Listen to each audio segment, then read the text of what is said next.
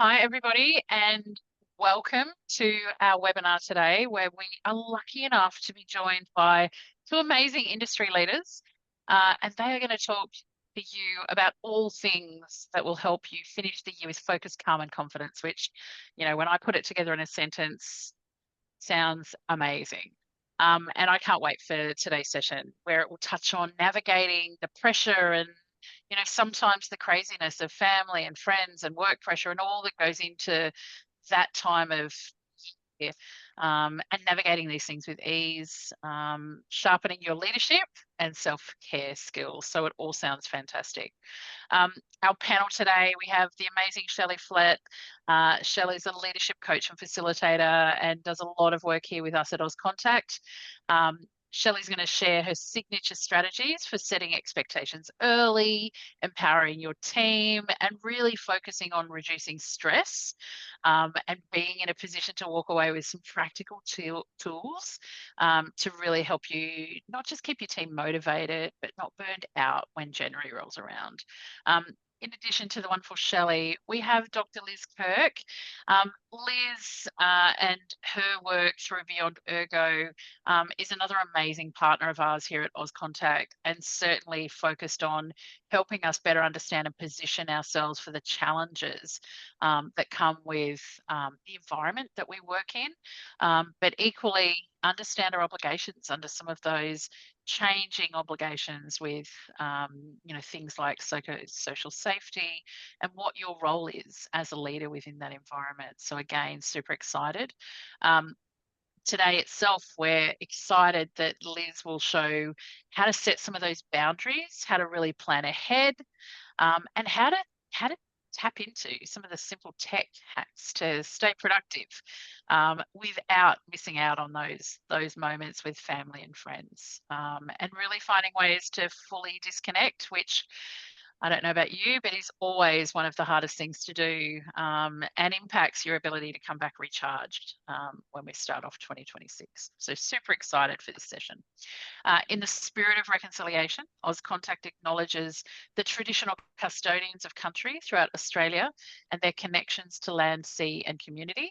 We pay our respect to their elders past and present and extend that respect to all Aboriginal and Torres Strait Islander peoples here today. The session today will run for approximately 60 minutes, and during that time, Shelley and Liz will talk through not only their experiences, but some tips and insights, which I know will actually provide some really interesting conversation and thinking around what is in your control, and how you can best prepare for the holiday season. To round off the session itself, we'll have Q&A at the end of the webinar, but we encourage questions and comments to come through right throughout the session, as always. I'm Fran Southwood, CEO of Auscontact, and facilitating some of the session for you today. Just some general housekeeping for you. Remember to interact with us to maximise the benefit. As you know, there's no need to take too many notes, because we will provide you with a link to the recording of the webinar. But equally, if you've got questions or comments, we've got two amazing experts on the line. Use this as your opportunity to ask what's on your mind, because we know they'll both have some great insights to share for you.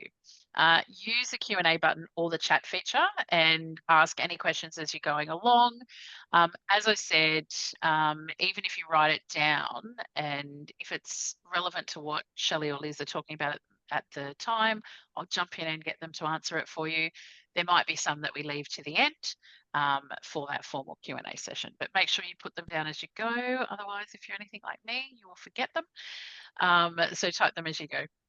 If you're listening through headphones or speakers and have any issues with your connection, just use the raise hand button on the control panel and one of the team will jump in and try and help. Alternatively, you can refer to the original email registration, which will have a dial-in before you.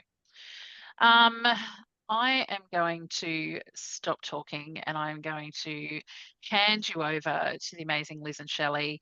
Liz is the founder of Beyond Ergo and the work that they are doing, not just for the contact center industry, but more broadly for those working in office environments, is making a real difference to how healthy people can actually stay healthy in the workplace, but equally giving you really practical ways to stay on top and in control of how it is you feel physically in the workplace.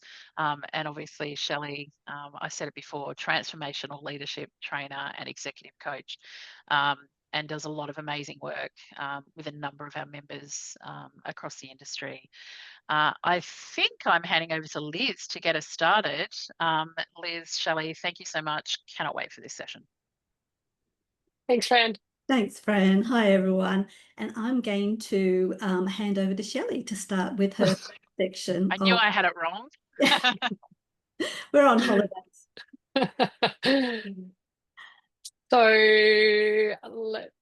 So this is us. Great to be in the room with you. The section that I'm talking about is anticipating team needs over the holidays.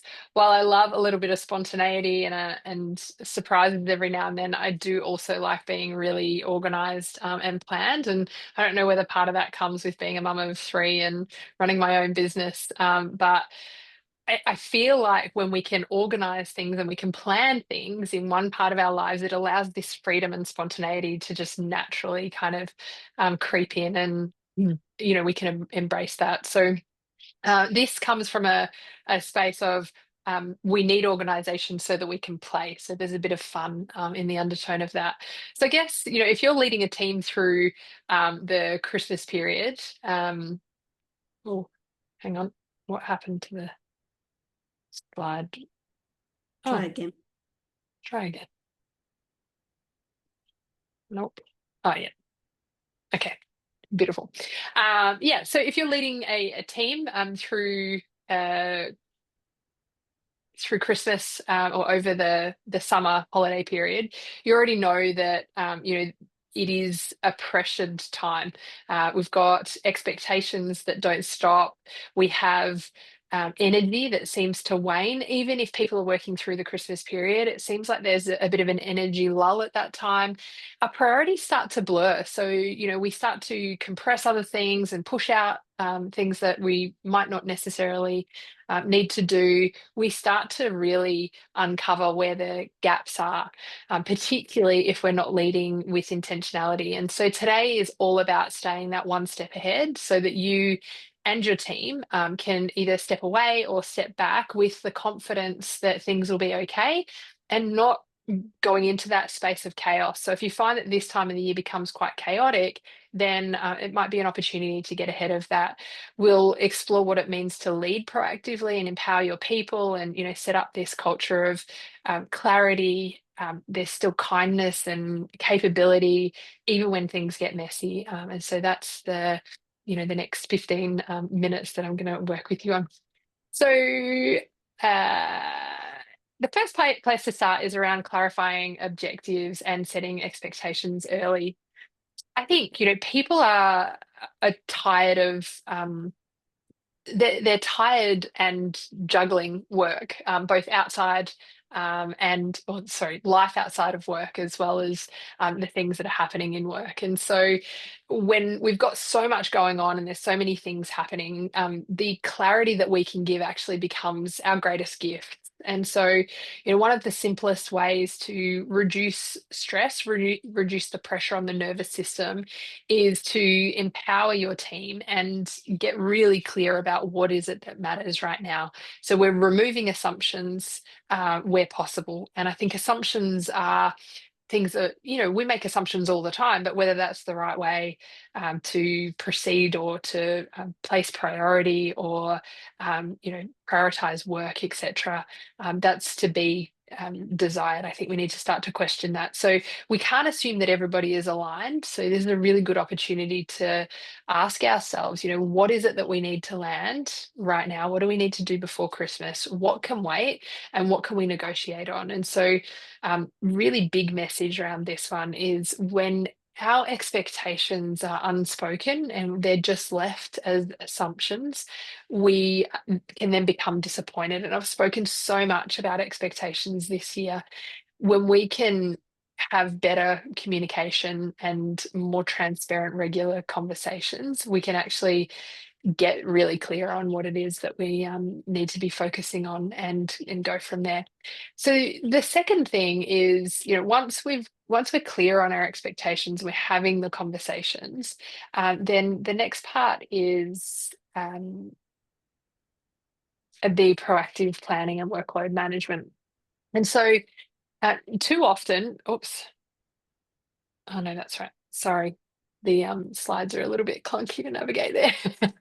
So yeah, so too often we either overpromise or overprotect instead of really planning. And so these three tiers are, I really put these to action when we went into lockdown. I'm not even sure if I'm allowed to say that word anymore because of the memories it can have. But when things sort of offices shut down and we had to go into this working from home environment, these are the three key questions that I would work with businesses and leaders on. And so if you think about all the things that there are that need to be done or that you want to achieve, and you put them into these three tiers, the first being the survival minimum. So survival minimum is what keeps the lights on, it keeps the wheels turning. The question around that is, what is it that needs our focus or attention in order to make sure that we survive, essentially. The next tier, or the next bucket, if you want to call it that, is strategic minimum.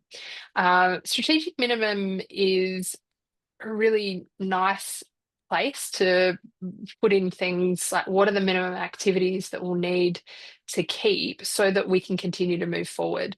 So survival minimum just kind of keeps us stationary and in the one spot. Strategic minimum is, well, we're still making progress, it's just slow, incremental progress. So with strategic minimum, we're ensuring our team's credibility and our performance isn't compromised, and we're still making progress. And then you've got your third bucket, which is strategic optimum. This is about blue sky thinking. It's about being really ambitious. It's about exploring, what is possible. It's about being, leading edge. It's about being first to market, or all of those things. And so, what are the activities that will allow us to really make those transformational shifts that set us apart from other people? So it's important to, at certain times of your year, and it might be for the Christmas period, but it also might be other busy times throughout your year. This framework actually helps you to negotiate priorities with your team, with stakeholders, and even yourself. So what you don't want to do is be working on a strategic optimum initiative at the expense of a survival initiative or a survival task that needs to continue to go. So it's a good framework to use with the people around you if you're feeling some kind of resistance, and particularly at this time of the year where you've got that the proof that things do get a little bit out of control and can be quite chaotic at that point. So once you've kind of worked into those three priorities, then it's really about, how do you empower your team? How do you create some kind of succession, even succession thinking? So I'm a really big advocate on reducing dependency and building capability. And those who've kind of heard me talk about, the leadership space, is probably one of the biggest things that I talk about, is where is it that your people are being dependent on you, and where is it that you could be helping them to grow and build their ability or build their skill set in something new. And so the holiday period is the perfect opportunity to not only start to build capability, but also empower them and let go of the control. So surrender to allow other people to step up and make the decisions, and run things in a way that might be different to you, but will still achieve the same outcomes. So some of the questions you might be asking is, who can step up while someone else is away? And that could be me, or it could be, someone else in your team. Who can shadow, stretch, or take on the lead of something that is meaningful? And, this is why proactive planning is important, because it allows you to identify, what are the skills that somebody wants to learn and develop, and what's a growth opportunity for the individual, and that you can match your planning or your empowerment around the needs of the individual. If we look at the lens of succession planning is something that we should be doing continually. It's not something that you wait for someone to resign or leave until you think about succession. It's that the continuity. In fact, it's probably one of those survival minimums that we don't talk enough about. So, how do you use this holiday period as a really prime opportunity to build the readiness, not just for the holiday period, but also in the event that people move on and move out? And so, when you can create a daily practice around empowerment and not make it this last minute scramble, I think it's helpful to recognize where we are waiting until someone has departed or until something is on fire before we're actually making any change or trying to put it out. So when it is that daily practice and it's something that we build on, it's something that we sustain over time, it becomes really effective, it's very intentional, then it becomes part of your culture. And that's what will carry you through. That's what will mean, you can throw anything at me or us or the team and we'll still be okay. And that obviously helps to reduce the pressure on the nervous system as well. So then, once you've kind of figured it out and who can do what, the next part of that is, how do you prepare for this through open communication and scenario planning. So I think this is the part where we can maybe we skip this part a little bit too quickly. So this is where we start to map things out and take the time, invest the time in understanding the what if scenarios. So it's about understanding that being resilient isn't about toughing things out. It isn't about, how to, it's not only about that. I think it can be about, trial by fire or like throwing yourself in the deep end and just seeing how well you swim. They're definitely ways to build resilience. Are they the best ways? I don't know. I think there's different ways of doing it. But if we can anticipate what the challenges are and we can start to design support around those. So again, that might be something that you map out in your survival minimum. What's the greatest risk here? What are the likely scenarios that we're going to be faced with? And then it might be, what are the unlikely scenarios that we might be faced with? And let's test those out as well. And how do we run some realistic, role plays or case studies or, scenarios that helps to open up the questions, to identify where there might be gaps, to save stress, to, again, reduce the load on the nervous system. And so this is really where that psychological safety comes in, and creating the conditions where people can say, actually, I don't know how to do that. I don't know where I would start with this. I don't even know who to go to. You can start to identify where there's some gaps in your processes or in the systems or the way that you engage and interact with the work that's coming through. It also gives people the opportunity to say, I'm actually at capacity. I won't have the opportunity to take this on. Maybe there's something that I need to shift or move about, or maybe I can't actually focus on strategic minimum right now. Maybe I am fully in survival. And that might be okay, because then we're setting expectations. We're not putting pressure on ourselves, and we're not creating additional stress where we don't need to. I think it's important to recognize over the holidays that we're human. And so when we can lead with this human element, like we're not machines, and particularly when you've got so many people that are off work, and the whole energy of the country shifts when we go into that holiday season. Even if you are working through, you still feel that, I guess, the release, or I don't know, maybe it's your body's desire just to take a break, even though your brain and your roster is asking you to keep going. So really, just appreciating that we're all human. And I think the final thing is, making sure that you're doing things early, that you're getting ahead of it. It's beginning of November now, so you've still got, a good probably 5 or 6 weeks where you can really be intentional and start putting actions in place. So I want you to remember, and again, this is something that I'm known for, is this is not about doing more. It's about doing differently. It's about being more intentional in how you're leading. And it's looking at the holiday season, which comes around at this time every year. It's the same date. We know it's coming. We've got all the notice that we need. So, with that in mind, how do we best navigate it? How do we start early? How do we communicate really clearly? How do we allow time for questions and for people to disagree with what we're saying? How do we give people ownership on things that maybe we've held on too tightly to in the past?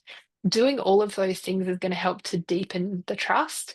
And it's not about getting it perfect. If you can get through the holiday season without any chaos, without any fails, that's great. But it's also not bad if things happen.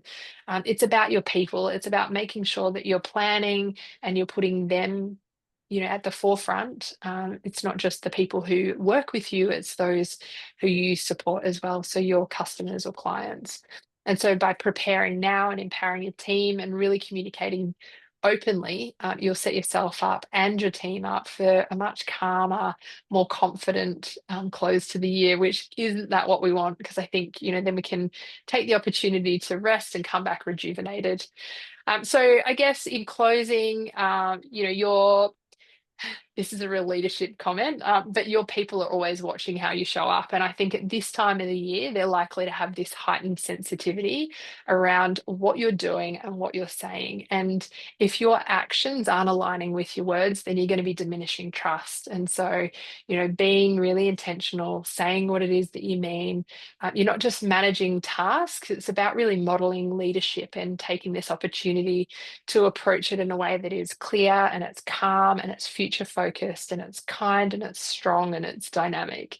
And so, this is your opportunity to build that capability to strengthen the trust and really lead in a way that's going to work for you. And then, your all the goodness will have that ripple effect.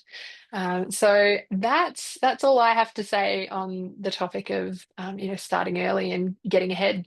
I will hand over to you now, Liz. Thank you. That's great. And let me say, everything that Shelley's just shared about wonderful leadership skills and communications and planning ahead and doing those practice runs to get people familiar with the systems and planning for the future is absolutely everything that we should be including in my section, because what I want to do, of course, is give you some very quick ways for you to plan the holidays so you can walk away guilt-free and stress-free. And as Fran said at the beginning, don't worry about taking notes because the recording will be there, but I've also got a quick checklist to share with you that will go out with the post-webinar email as well. So first, a little bit about what Beyond Ergo does in relation to this planning. So everything that we do is about sharing practical skills. It's about translating the knowledge and the recommendations into skills that you can immediately apply. And so understanding that we need to not only build our own self-care skills when we're working with computers, but I'll encourage you to share the tips that I'm giving you today with your children as well, because we understand screens are part of all our lives for work, learning, social play, but the high levels of screen time are creating new challenges for their little growing bodies. And we're only really just beginning to understand what that means. So early education and your support about good posture, taking breaks from screens, how to set up devices will not only help them prevent pain and eye strain now, but it'll help build those self-regulation skills that will support their focus and resilience and even emotional well-being, which they'll then carry forward into their life. So in my quick section, we're going to quickly cover how to set boundaries, which again, Shelley's just covered really. I can dash through those, but choosing the right accommodation, how to plan work around family activities, what tech essentials to pack, key points when you're setting up your workstation, a little bit on the self-care, and then finally a little bit on the value of actually giving yourself permission to be fully present on those family times.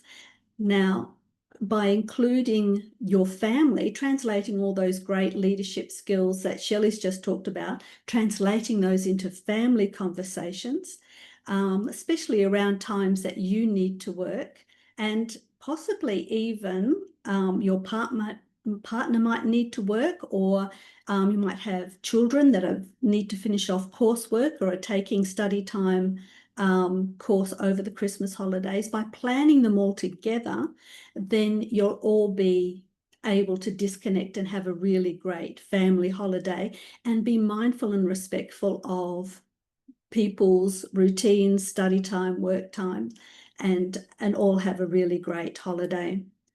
So the first, of course, is on those communications and letting not only your family know the boundaries that you're going to need, the work that you're going to need to do, but also your colleagues. So don't forget to tell them about your specific times that you're going to be away. And don't forget, of course, to set up your out-of-office email auto reply, but also considering managing expectations of people that you regularly contact. So that could be clients, it could be managers, it could be family, it could be friends. And this step is often missed, but it's really important. Letting them know your limited availability and response time is essential, because this not only makes you look more professional, but it also decreases the chance of those panicked communications when they're trying to track you down, which can be really tricky, particularly for in different time zones. So try to stick to boundaries, the boundaries that you've set for work and family time.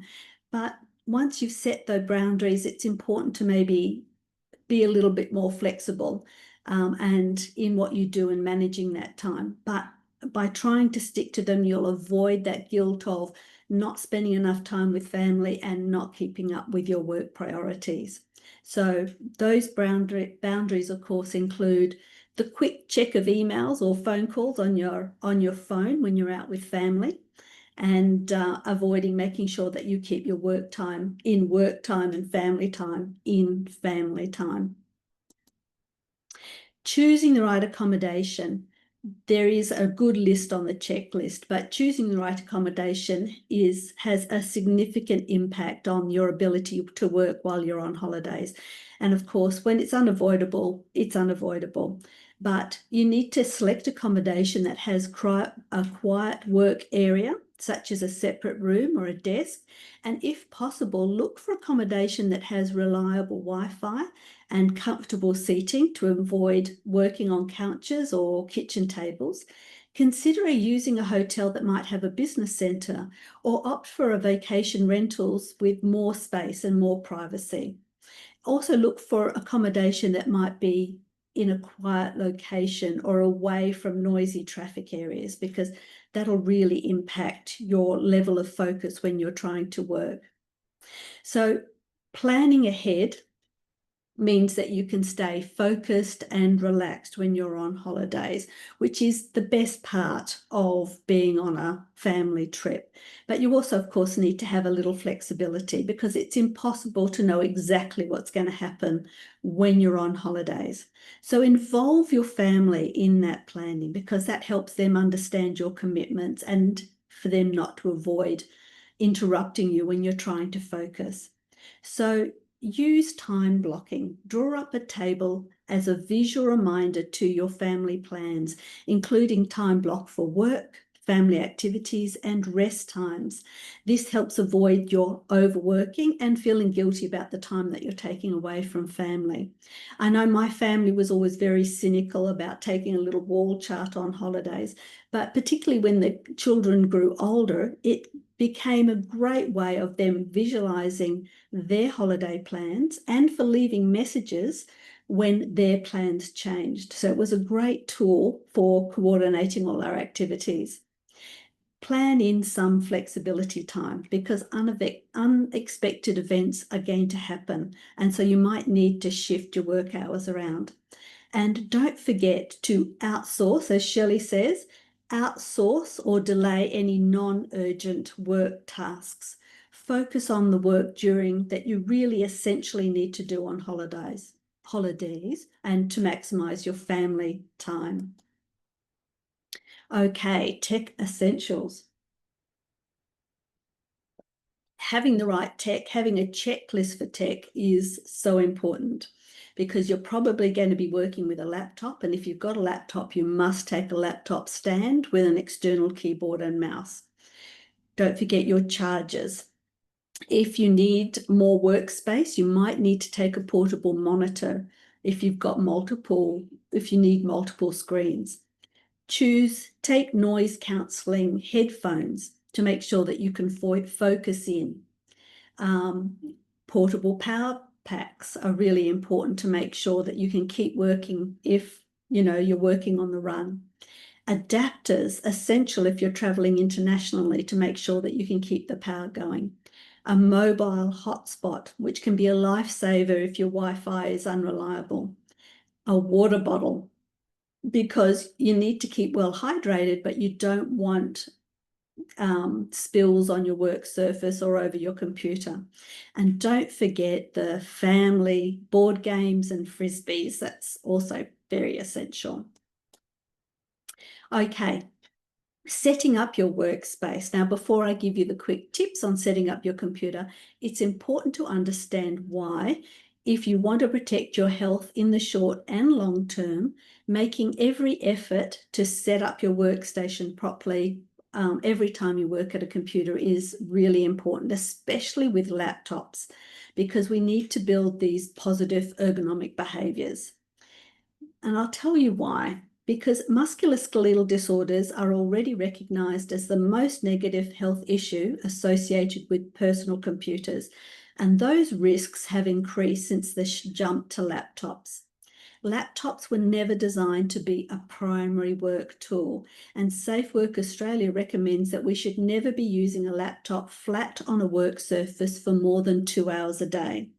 Now, beyond the physical toll of overuse injuries and musculoskeletal disorders, there's also an increased risk of chronic health conditions, because we're becoming increasingly sedentary in our work and lifestyle. These include increased risk of heart attack, stroke, a range of cancers, type 2 diabetes. There's also a growing range of research that is pointing to this stooped posture that you see with laptops and constantly looking down at mobile phones, to the incidence of depression, anxiety, helplessness, and hopelessness. So setting up is really important for your physical and mental health, because when we use laptops flat on the work surface, you can see now that your head is jutting forward, your neck is in compression, and that leads to fatigue, headaches, poor concentration, increased muscle tension, and even injury to your vertebrae over time. And that, of course, can lead to that stiff, sore neck. You're hearing more about tech neck. It also increases that upper back pain, increased keying errors, increased risk of repetitive strain injuries, and of course, increased visual fatigue, because the screen has become, you're working with a close screen. So the easiest way to get the feel of how you should set up your computer, including laptops, is by checking screen height matches your stature. And we do this in a really easy way. So the ergonomic recommendations say that the center of your screen should be 17.5 degrees below eye level, and nobody knows what that means. And I constantly see screens either too high or too low. And do this with me while we talk. If you put your arm parallel to the work surface and point to your screen, your fingertips are now about 17.5 degrees below eye level. So you should be pointing at the center of your screen. And then if you say stop to your computer, your fingertips are now about eye level. So the top of your screen should be at the top of your fingertips. How easy is that? No special equipment, you can start feeling it, totally matches your stature. So it doesn't matter if you're 4 foot nothing or 6'8", whether you're sitting or standing, whether you're in the office or at home or on holidays or in the coffee shop. You've just matched your screen setup to match your height. So easy. Okay. So taking time to get your screen height is really important because it helps you establish that relaxed, neutral work posture, which is really important for avoiding that pain and injury. When we're working, we also need to adjust in any space, particularly on holidays. Make sure you also think about the light that's coming in, because you want to avoid any glare on the screen or bright lights into your eyes. When you're on holidays too, try and make sure that you find a comfortable chair. And if you can't find a comfortable chair, use cushions to either lift the height of the chair, to support your back, and even possibly put something under your feet, particularly if you're on a hard chair, because dangling feet will affect your circulation in the back of your legs, which is not good.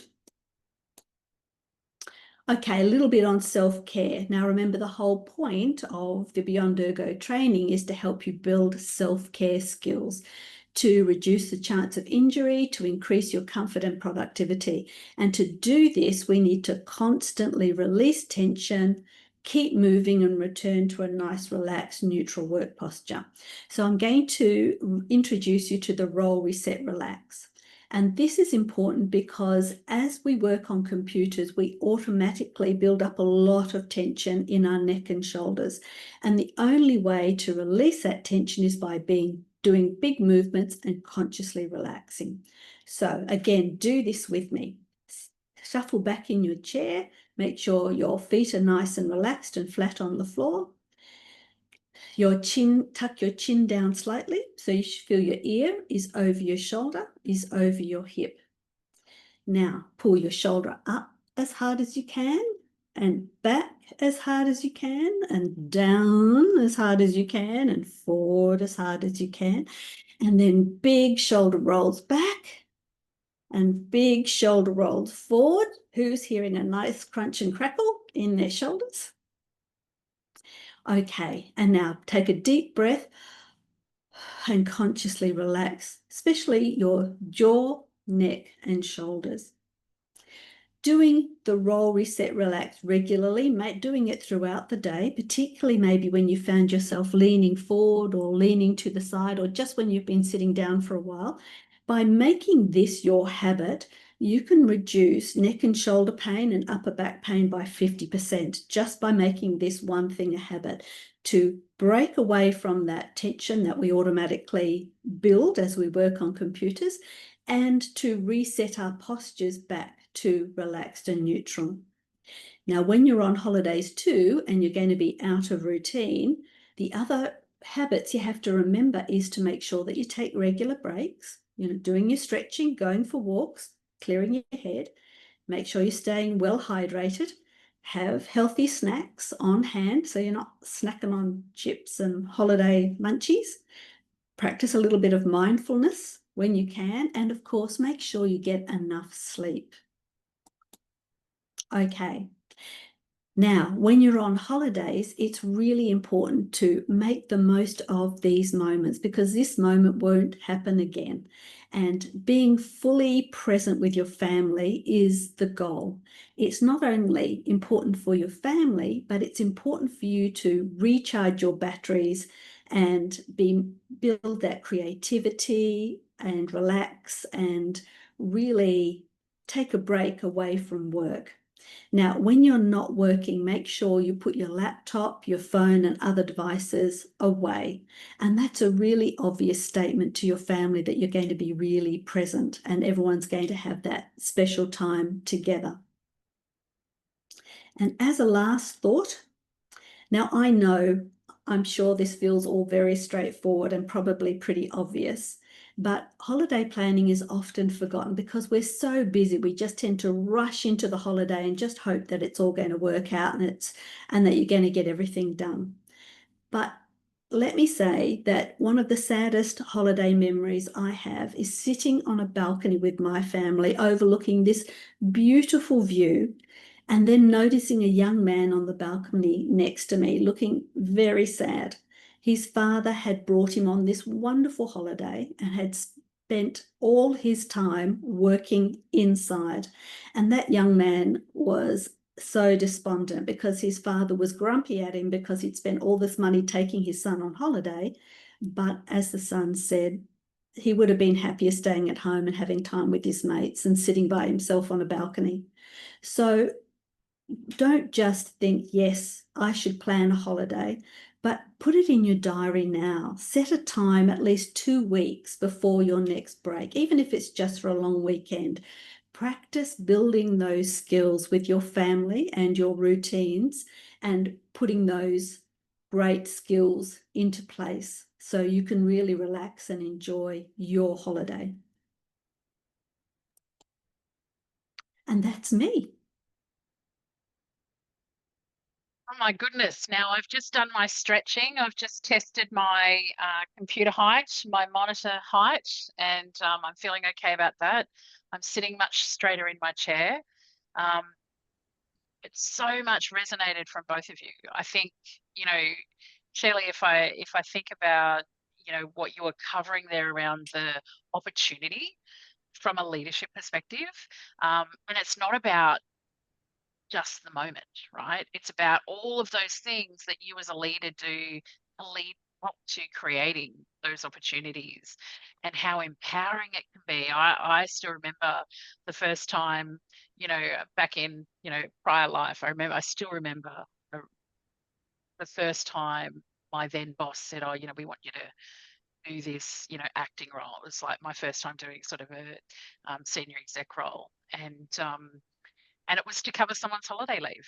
They wanted me to not, and funnily enough, I had leave planned. And she said, look, I know it's a big decision as to whether you go on leave or you take this opportunity. There'll be more opportunities, and I don't feel the pressure.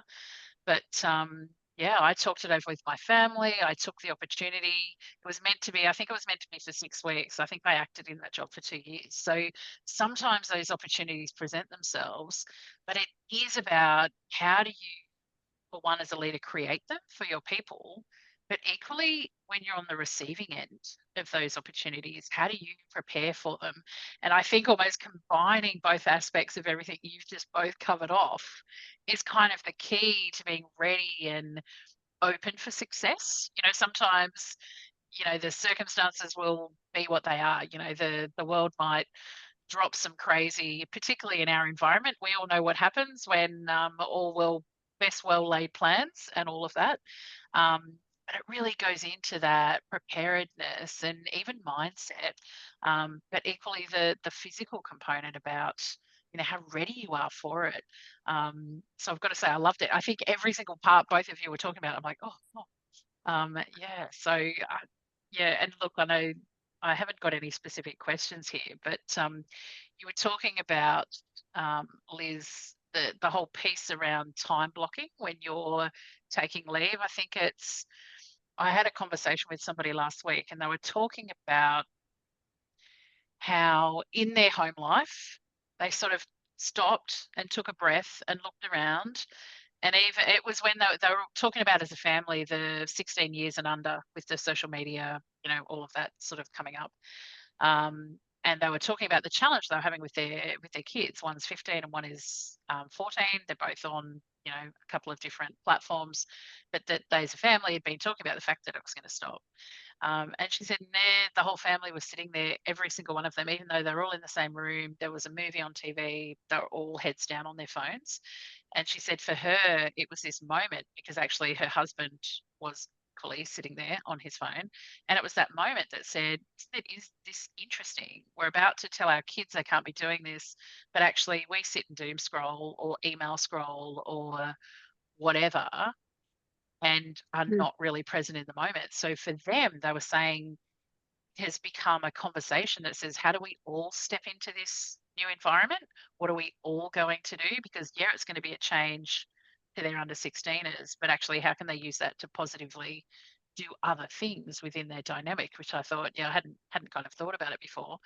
But it's true. We all fall into this head down, half present kind of focus. So it is this consciousness that needs to really come to the fore about what do we tend, what's that intent behind action.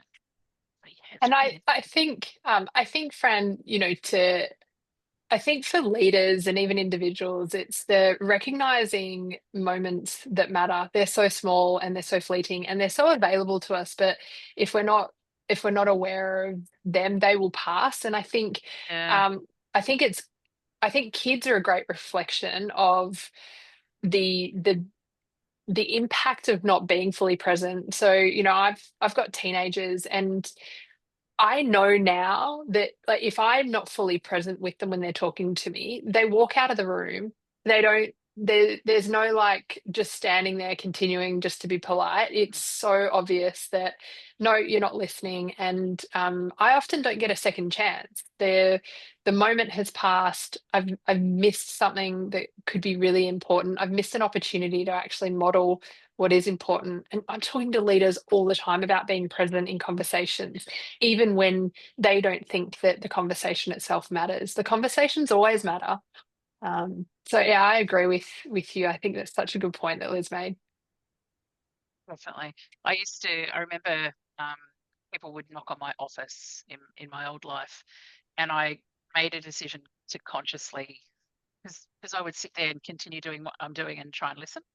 So I gained this halfness, right? And you're right, you only have the one chance to really make that impression about, you matter to me, what you're saying matters, and for the recipient not to feel like they're intruding. And I Mm. think that's a really important thing. We're all really busy. We're just busy doing different things. So for someone to have, you know, um, taken the time to step into your space and need to have a conversation with you, it deserves that respect. So I used to, my desk used to face the right hand wall, and for people walking into my office, they'd sort of be coming at me. So I would literally have to physically turn. So it meant I stopped looking at my screen. I moved my hands away from my keyboard. So Yeah. it was like a moment that I needed to actually do that disconnected me from what I was doing. It made it intentional, but actually it was a really visible cue to, my staff that actually I had they had my full attention, and this time mattered. Um, and it made a huge difference to how those interactions were, and how they actually created the conversation that needed to happen, because it was literally conscious and physical. I think quite often that really helps. But yeah, I think we all fall in that trap of doing it. I'll go and do a few work emails. So Liz, I love the idea of saying I'm going to do an hour, and that's all I'm doing. And then I close my laptop or I walk away from my office or whatever it is. But actually sticking to that is really key, and it does send the message to your family or your friends or whoever else it is, that actually that has been time boxed. Mm. And now we're on to that other stuff. Such an important reminder. Um, Not sure if anyone else has got any comments or thoughts, but I don't know. It's kind of, I don't quite know how it's already November, let alone the fact that it is, people are talking about Christmas parties and holidays already. It's just like, it's going to be here before we know it. And that busy craziness will actually be all consuming before we know it as well. I think one of the things that has been really evident to me over the last few years, and probably since coming out of lockdown, is that every Christmas holiday period where it is supposed to give people that break to unwind, the last few years, I've noticed that leaders are coming back and feeling less refreshed than they were in the past. And so I think that's been a huge shift that we need to reset. I think that What do you um, think drives that, Shelley? Do you think we uh, just put so much pressure on ourselves to have the perfect day, the perfect lunch, the perfect everything? Is that something to do with it? yeah, I think there's an expectation that that the build up of stress, and Liz, you probably might have some thoughts on this as well, but that build up of stress is actually going to all just be resolved over, most people will take a couple of weeks and then come back in January to a little bit of a slower start. So I think, and also the taper off in December used to be a bit of a thing, but what we're seeing now is everything's being compressed. We're taking on more, we're busier, we're trying to push things, we're making commitments that we probably can't realistically follow through on. And so we're relying on this December period to really squeeze it, but then we're picking straight up in mid-Jan, whereas we used to have a little bit of a slowdown, a little bit of a build up. It seems to be like more bookended than it is flowy. Liz, what are your thoughts on that? Yeah, I'm finding that I've got I'm hearing now that people, because work is so busy and you have to be so focused and you've got all these communication channels and you're trying to keep up with all these messages, that I've got a couple of friends now that are going, okay, I'm going to take, the whole family is actually going to be on holidays a day early so we can just talk about packing and planning and what we need to do and actually start decompressing before we jump in the car or before we, otherwise it's just like a non-stop rush. And that's right.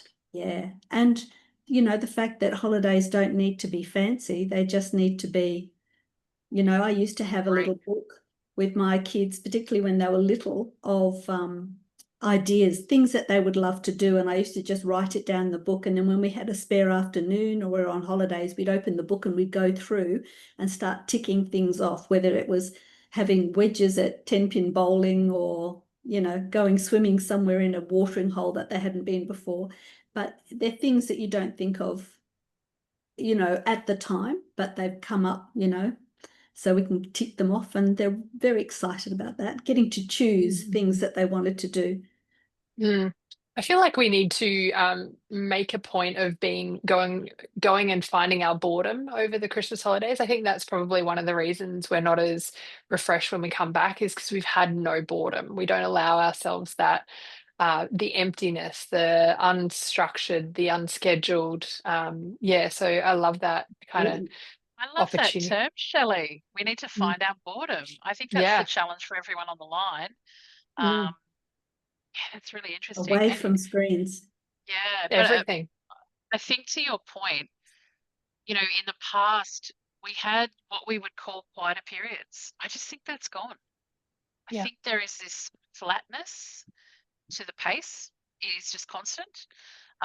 And we all know that constant isn't sustainable without taking those healthy breaks. The breaks are what actually give you the recharge. And, what you don't want is the break to need to be health related, because actually you've pushed and pushed and pushed, and you get to a point where actually, if nothing else is giving, your body's going to make it happen anyway, right? So Mm. there's definitely something to be said for finding and making the space to actually take the, because none of us are replaceable, right? Irreplaceable, what do you say? None of us Mm. are irreplaceable.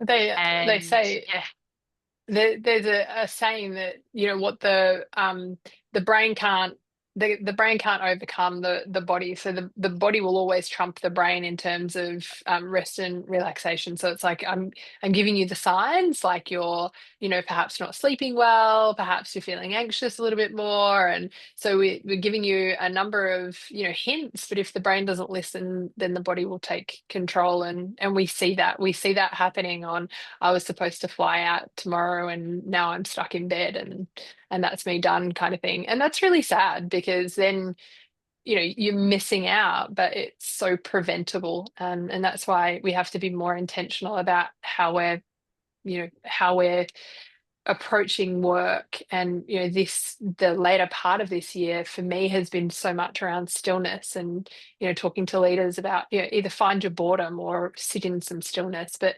anything to just stop the constant, and notice what your body's saying, notice what your brain's saying, notice what's happening, and then doing something about it. yeah, all very good advice. I know for the team and I, we had some time together last week before last week. Maybe it was only last week. I think it was.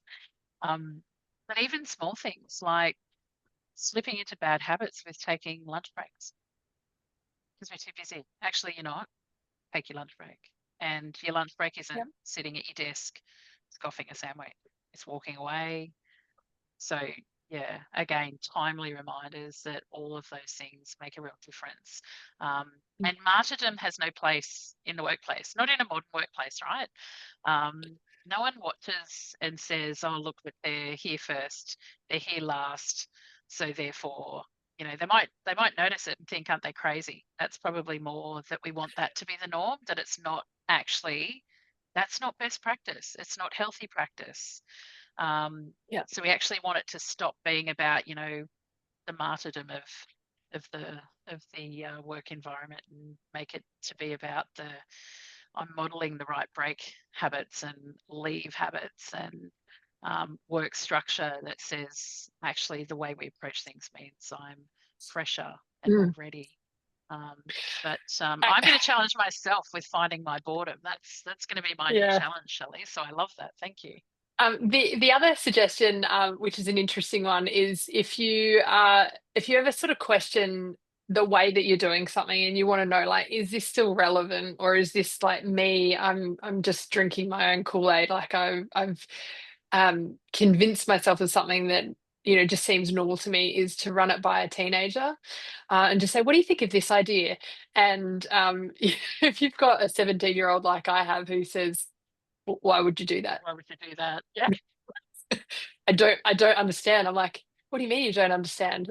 It's like, well, that just doesn't make sense to me. And I run a lot of kind of leadership theories and practices via my son, just to go, is this normal, or is this just what we've led ourselves to believe is normal and is okay? I love that lens. The narrative we've built, right? And sometimes it's time for a new narrative, but we actually need that push to go, actually, yeah, you're right. Yeah, Absolutely. I love that. We should all do that more, shouldn't we? Test it with. Yeah, anyway. Okay, well, I'm conscious of time. Shelley, Liz, thank you so much. There is so much that I'm going to now really reflect on and allow to sort of percolate a little bit in my brain, to think about what my upcoming, Christmas period looks like, and, how we can ensure that we're creating that space and chasing the boredom. All at the same time, we're, thinking about, how do we optimize that wellness at work in a way that actually sustains us? Yeah, Absolutely. very good. Thank you. Thank you, guys. As Thank you. always, great insights, lots to share. And I do encourage everybody to not only have a think about, kind of what you've heard today, particularly around, that leadership preparedness, but think about who you're going to talk to about this stuff. Actually, how do you keep this being a norm in your team conversations? How do you make it that, the people around you at work are all kind of thinking about these things, and how it can actually optimize and revitalize your working team and working space. So enjoy the rest of your day. Thank you, guys, as always, and we look forward to talking to you Thanks. both soon. Thanks, Thank you. guys. See Thanks, ya. Liz. Bye.